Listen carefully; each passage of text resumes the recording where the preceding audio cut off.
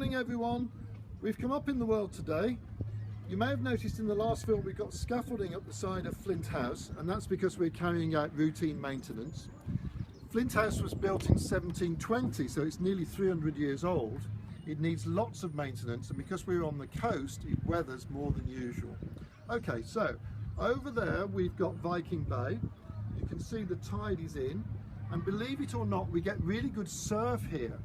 This is Tom's bedroom, so my son Tom, all he has to do is look out the window, and if the surf's up, then it's goodbye Tom for the rest of the day. Over here is Bleak House, formerly Fort House, where Charles Dickens wrote his favourite novel, David Copperfield. But in a recent survey, the nation's favourite novel was Great Expectations. Talking of which, I have great expectations of getting back down on terra firma, because there's one thing I haven't told you, and that is that I'm scared of heights.